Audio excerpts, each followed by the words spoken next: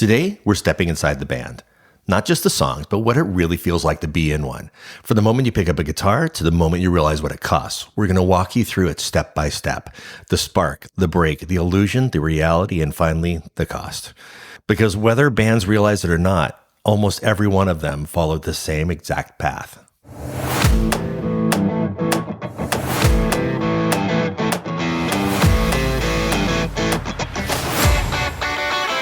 Welcome back to Chord the Pie, the podcast where music history, the stories behind the songs, and a little something in your glass all come together. Once again, this is Christopher.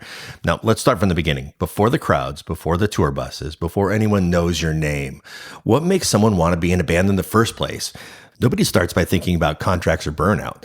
They start because something grabs you and won't let you go.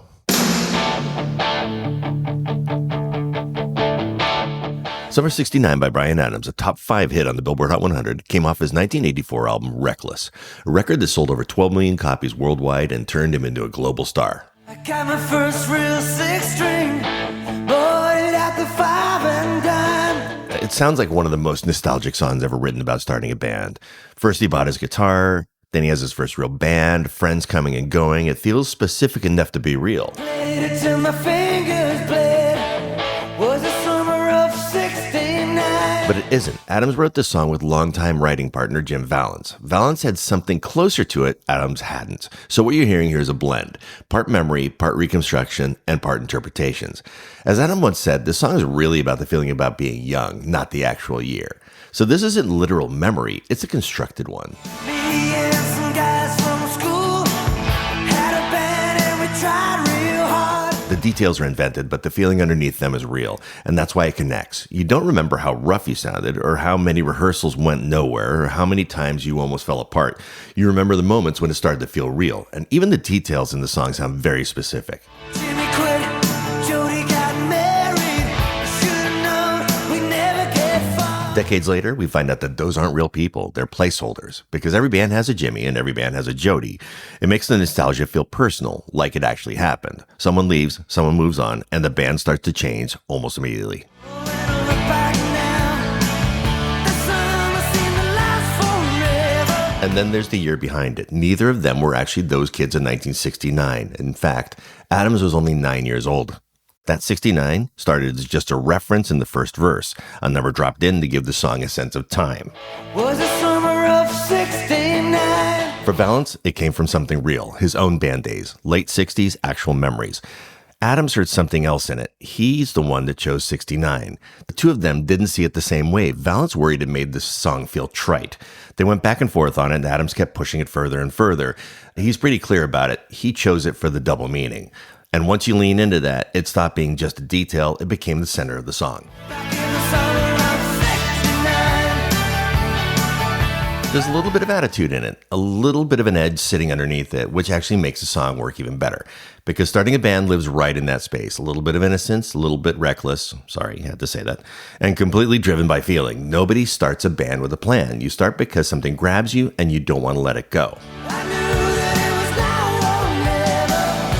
Those were the best days of my life. And that's what this song really captures. Not the facts, not the timeline, the beginning.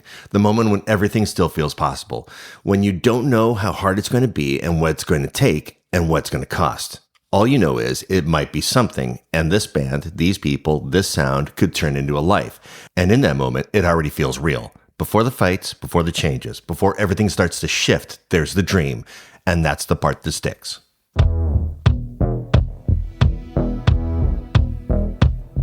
On a personal note here, I've got maybe 10 songs in my life that mean the world to me, and this is one of them. Standing in the rain, with his head hung low. Jukebox Hero by Foreigner, which peaked at number 26 on the Billboard Hot 100, tells the story but from a different angle. Lou Gramm said that this one actually started in a basement. He was sitting at a drum kit, laying down a beat, and started to shape the verses. Couldn't get a ticket, it was a sold-out show. He brought it to Mick Jones, and from there it came together quickly. As Lou Gramm said, the best songs don't take forever, they just show up. And sometimes they show up because of something you almost missed. Heard the roar of the crowd, he could picture the scene. because Mick Jones brought to it the moment that gives the song its meaning. He was inside a venue in Cincinnati when he noticed something happening outside. Fans that couldn't get in, no tickets, no way inside, sold out show, doors closed. Just standing there trying to hear whatever they could through the walls. Just bass, muffled sounds, pieces of something bigger happening inside. But instead of ignoring that, he paid attention to it. They weren't leaving, they were leaning in, leaning against the building, trying to catch pieces of the music. Put his head to the wall, and like a distant scream. And that's where the idea came from, not from the stage, from outside the door, where the want is. Jones later said, that kid could have been me. And that's the point. Every band starts with somebody outside looking in. He heard one guitar, just blew him away. Because the spark doesn't come from inside the world of music, it comes from wanting in. And once that switch flips, it doesn't turn off. That kid doesn't go home and forget about it. He goes home and tries to recreate it. So he started rocking, ain't never gonna stop. Gotta keep on rocking. And sure, badly at first, then a little bit better, and eventually maybe good enough. That kid outside the show, he doesn't know what comes with it. All he knows is that he wants in, and if it works, one day he's going to be on the inside, and someone else is outside listening through the wall. Be a jukebox hero. Got stars in his eyes. He's a jukebox hero. But the minute you get inside, you find out how it really works.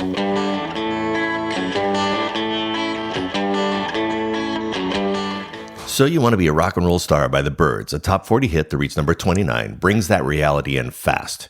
It was written in response to the rise of manufactured bands like the Monkees, bands that were assembled, packaged, and sold. And for bands like the Byrds, that wasn't theoretical. So you want to be a rock and roll star? Then listen now to what I say. The Byrds had built their sound the hard way, playing shows, figuring it out, earning it. And then suddenly there's another path, television. Instant exposure, instant audience, no clubs, and no grind. And when your hair's so bright and your pants are tight, it's gonna be alright. Meanwhile, at the same time across town, Stephen Stills, who was part of the same Los Angeles scene and would later form Crosby, Stills and Nash, actually auditioned for the Monkees. Now, he didn't get it, not because he couldn't play, but because he didn't fit what they were looking for on camera. Sell your soul to the company who are waiting there to sell plasticware. Which tells you exactly what this moment's about. If you can manufacture a band, what does it mean to be a real one? That's the question sitting underneath this song. Because before you even start, there's already a system waiting for you. Managers, labels, image, promotion. The money that came and the public acclaim. Don't forget what you are, you're a rock and roll star. And what makes that especially interesting is that it happens before most bands even begin. Before you've played a real show, before you've figured out your sound, there's already a version of you that can be created and sold. In other words, a band can be manufactured. And once you've stepped into that, you're not chasing music anymore. You're stepping into something that already knows how to shape you.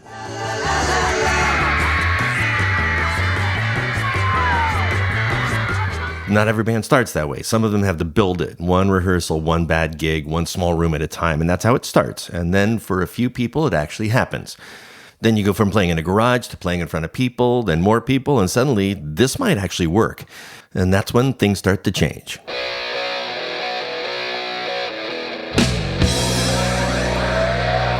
In 1976, Rock and Roll Band by Boston peaked at number 22 on the Billboard Hot 100. Sounds like the perfect version of that story. Bar gigs, struggling, getting discovered, but Tom Scholz has admitted they didn't really live that version.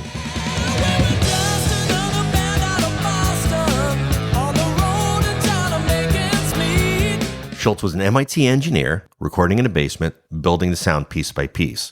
So the story in the song isn't exactly how it happened. It's been shaped to sound like the version people expect. It's part truth and part myth. And that tells you something important. The story about how you made it matters almost as much as actually making it.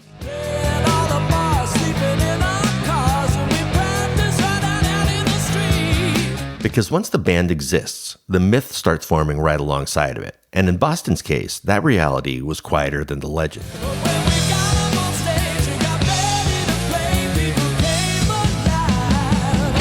Scholz was building those tracks at home, layer by layer, perfecting the sound before anyone even heard it. Guitars stacked, harmonies locked in, every detail dialed in before it even left the room. By the time the band stepped on stage, it didn't feel like a beginning, it felt finished, like you were hearing something that had already arrived.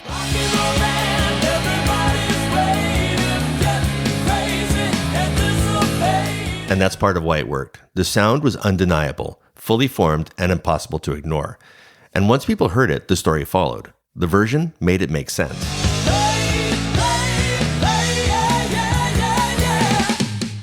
And once it works, everything changes. You're not in the garage anymore layering tracks.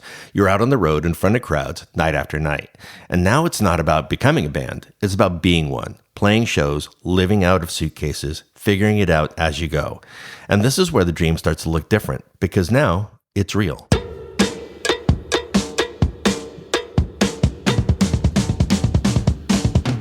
We're an American Band by Grand Funk Railroad hit number 1 in 1973, and it captures what happens after you make it.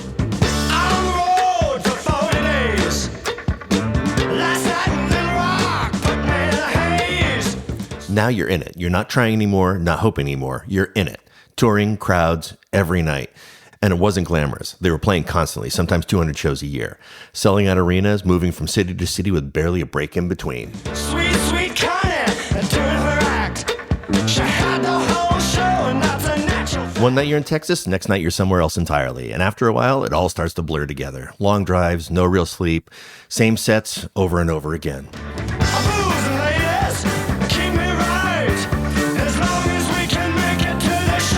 The crowd sees 2 hours, the band lives the other 22 hours on their own, and that's the shift, because this isn't an image anymore, this is a job.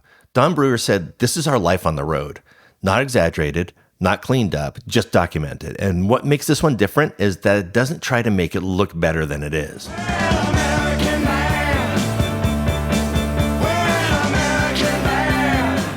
This isn't the version of band life you tell your parents about. This is the version that only you understand once you're already living it.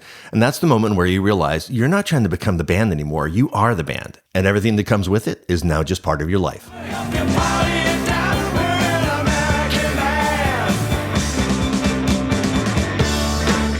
And for a minute, that's exactly what you hoped it would be. But it doesn't stay that simple. There's a point where things start to shift.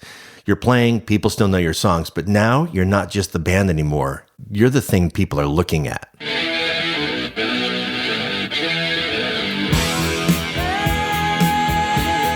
Rock and Roll Fantasy by Bad Company, which reached number 13 on the Billboard Hot 100, sits right in that space. Paul Rodgers has said that the song is about how music helps people escape. And that creates a strange dynamic. You're not escaping anymore. You are the escape.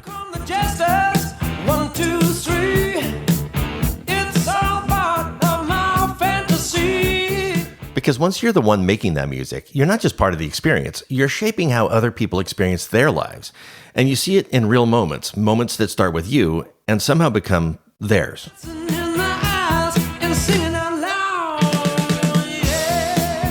Fans lining up after shows, telling how much your music means to them, how it's helped them get through something, how it got them out of a bad place, and you're standing there thinking, I'm just trying to get through tonight.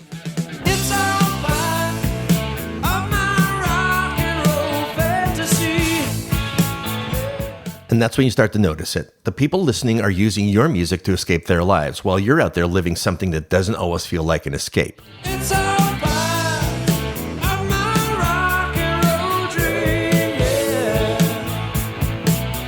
That gap where the illusion lives, you're not just playing songs anymore, you're part of the fantasy now, and that changes things, because once you step into that role, it's not just about what music means to you anymore, it's about what it means to everybody else. Put up the spotlight, one and all, and let the feeling get down to your soul. And after a while, that line disappears, and what's left isn't the stage, it's everything in between.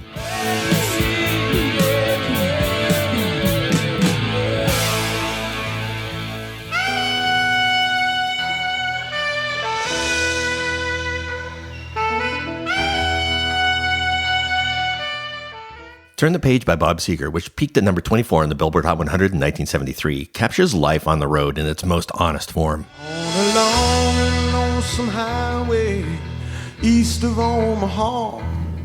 Long drives, late nights, empty rooms, that's not a story, it's a routine. Seger said that's exactly how it was. Because some nights, it's not the crowd you remember. It's the rest stop at 2 a.m., the empty diner, another road that looks exactly like the last one. The part no one sees, but you live every single day. The silence around it. And you don't feel much like riding. You just wish the trip was through. And after a while, that silence doesn't stay on the road. It follows you from city to city, room to room, until it starts showing up in places that it didn't used to be. See, here I am on the road again.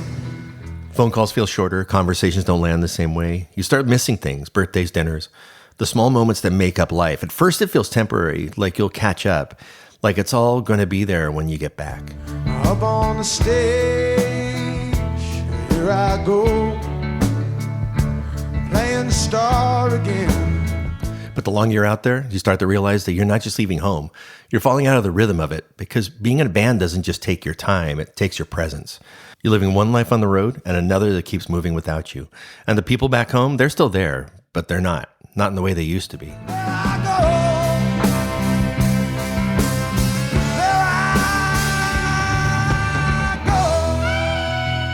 And that's when it hits. The cost isn't the miles or the exhaustion. It's the distance. The kind that you can't measure on a map.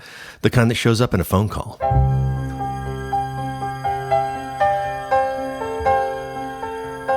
Beth by Kiss, a top 10 hit that reached number 7 on the Billboard Hot 100 in 1976, captures what that distance sounds like from the other side. Beth, I hear you calling, but I can't come home right now. A phone call, someone waiting, and you're not coming home. And it's not one decision, it's the same decision every night. Peter Criss has said that this came from a moment when the band came first, even when something else probably should. Me and the boys are playing, and we just can't find a sound. It was originally called Beck, written by Peter Criss and Stan Pembridge years earlier, based on a real moment. A wife kept calling during rehearsal, asking when her husband was going to be coming home, while the band kept playing.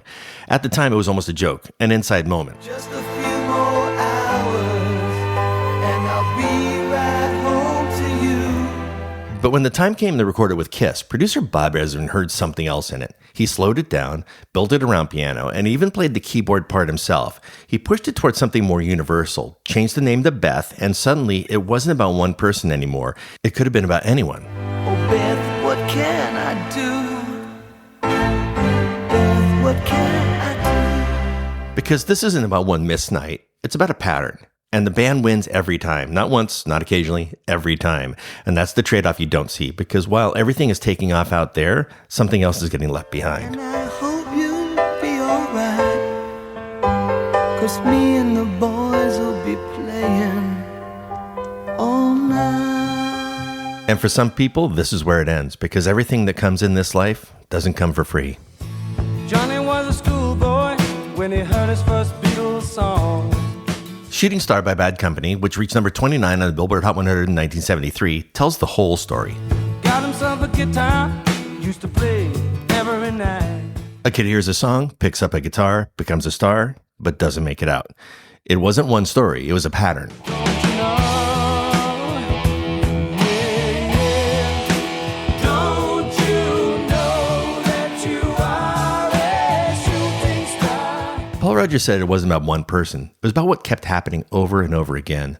By the time the song came out, the story was very familiar. The rise, the success, the excess, the collapse. Names changed, but the story ending didn't. All the world will love you just as long as you are.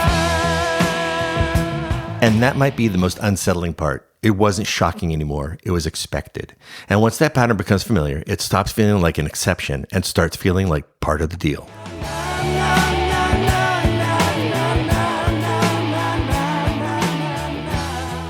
And if you go all the way back to that kid outside the show in Jukebox Hero, that's what can happen when you become him, because the dream doesn't come alone.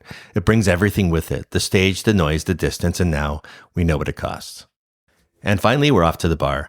Today's cocktail is called the Backstage Pass, because getting into the show is one thing, but stepping behind the curtain, that's where everything changes.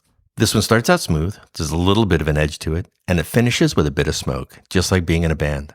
And here's how you make it. In mixing glass, you can add 2 ounces of bourbon, half an ounce of Amaro, 1/4 ounce of Demerara syrup, 1/4 ounce of fresh lemon juice, 2 dashes of Angostura bitters, 1 dash of orange bitters. Stir it over ice, and then strain it over a large cube. Express a lemon peel over the top, and finish it with a light applewood smoke. Being in a band isn't just about the music. It's about the memories that lead you there, and the ones that follow you after. Some of them are unforgettable, some of them are heavy, but all of them are part of the story. Until next time, here's the loud riffs, quiet sips, and the stories in between. Now, before we go, one more thing. This episode was personal to me because I've known these stories from both sides. I had that band in high school. Thank you, Kevin, Steve, and Pop. And like a lot of people, I thought that was it. That whatever that moment was, it had already happened. Then I moved to San Diego and somehow I found myself right back in it. Sitting in with the band and playing again, and eventually forming a duo. And that turned into 20 plus years of playing live music right here in San Diego. And thank you, David. So when I talk about these songs, I'm not just talking about mythology. I've lived inside some of it. The late nights, the rehearsals, the shows that felt electric, and the ones that didn't. I've also seen the other side. The people who wait, the people who support it, and the ones who live around it. Thank you, Marion. So this episode goes out to all my musician friends, and just as much to the people in their lives who help make it possible. Because being in a band is never just one person's story. And if you go all the way back, every one of us had that moment. Maybe it was seeing the Beatles on Ed Sullivan. Maybe it was seeing Kiss live and thinking, I want that. Whatever it was, that moment sticks. And for some of us, we chased it for a while or for a lifetime. And that's what this episode is really about. Not just the songs, but the pull behind them. The reason we push play in the first place. Thanks for listening to me and for this show.